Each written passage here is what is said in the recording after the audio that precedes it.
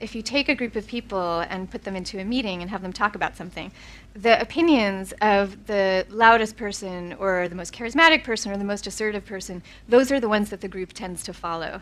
And yet, researchers have looked at this. There's no correlation between being that best talker and having the best ideas. I mean, like zero correlation. I think that we're living in a society now that is so overly extroverted.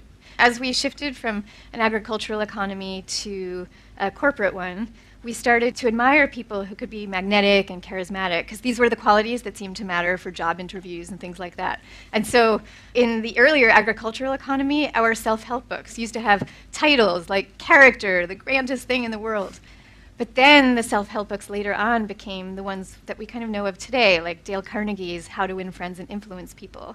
And those were all about teaching us to be more entertaining, more dynamic, and that kind of thing.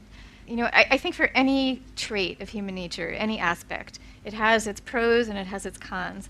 And what I'm saying is that for too long we've looked at introversion only through its disadvantages, and we've looked at extroversion only through its advantages. So I'm trying to now fill in the gaps. And what that can sometimes sound like is, you know, down with extroverts, up with introverts.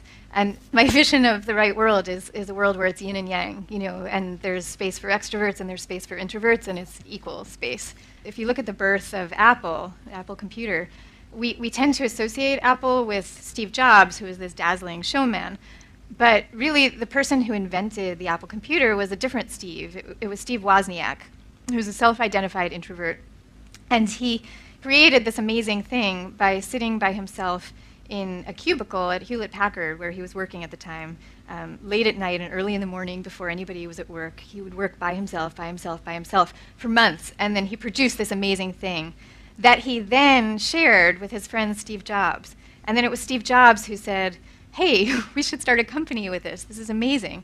Without Steve Jobs, none of it ever would have come to pass.